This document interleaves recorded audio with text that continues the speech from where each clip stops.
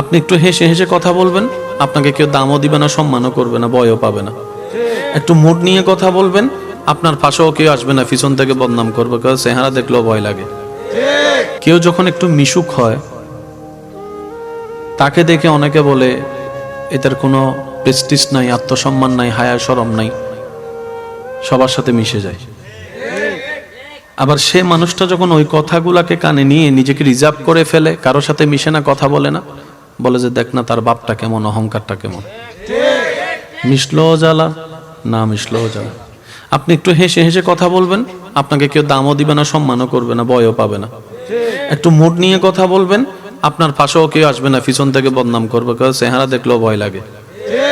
আপনি খাইলেও জ্বালা, না খাইলেও জ্বালা, হাঁটলেও জ্বালা, বসলেও জ্বালা, ঘুমাইলেও জ্বালা, না ঘুমাইলেও জ্বালা, বেশি মিশলেও জ্বালা, কম মিশলেও জ্বালা, কথা বললেও জ্বালা, কথা না বললেও জ্বালা। কারণ এটা দুনিয়া, এটা জান্নাত নয়। এখানে এগুলা যতদিন বেঁচে থাকবেন এগুলা থাকবে। তাই বুদ্ধিমানরা মানুষকে খুশি করতে না চেয়ে মানুষের স্রষ্টাকে খুশি করার পিছনে লেগে যায়। সুবহানাল্লাহ। কারণ স্রষ্টা যখন কোনো বান্দার উপর রাজি হয়ে যায়, ওই স্রষ্টার সমস্ত সৃষ্টি ওই সৃষ্টির বান্দাটাকে মহাব্বত করতে শুরু করে, ওই বান্দাকে মহাব্বত করতে শুরু করে, যে রবের সন্তুষ্টি হাসিলের পক্ষে লেগে যায়। বলেন না সুবহানাল্লাহ। আল্লাহ তাআলা আমাদের সবাইকে সেই নিয়ামত নেওয়ার তৌফিক দান করুন, আমিন। এবার আমি কিছু কথা বলবো, আপনারা শুধু বুঝে বুঝে আমাকে উত্তর দিবেন। আল্লাহর ভালোবাসা আমাদের দরকার আছে কি নেই? আছে। রবের ভালোবাসা ছাড়া বান্দার জন্য, নবীর ভালোবাসা ছাড়া উম্মতের জন্য প্রাণহীন একটা পুতুল মাত্র আমরা। কথা বলেন ঠিক কি না?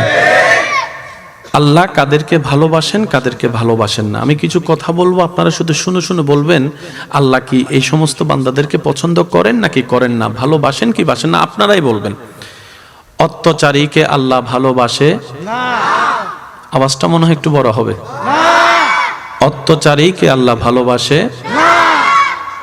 সুদখোরকে আল্লাহ ভালোবাসে না। ঘুষখোরকে আল্লাহ ভালোবাসে না।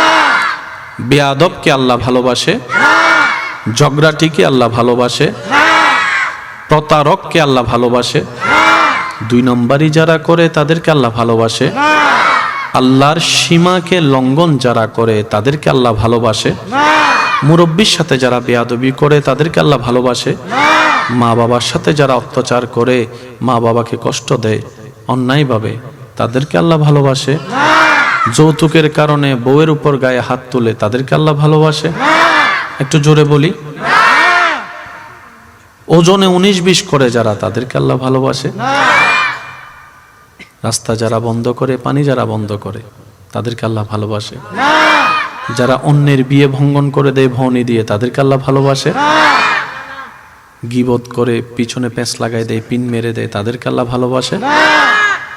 এই সমস্ত কাজ থেকে আল্লাহ যেন আমাদেরকে হেফাজত করে। এবার বলবো, এগুলার উত্তর আপনারা দিবেন। ফরহেজগার বান্দাকে আল্লাহ ভালোবাসে। মাশাআল্লাহ, আরেকটু জোরে। ফরহেজগার বান্দাকে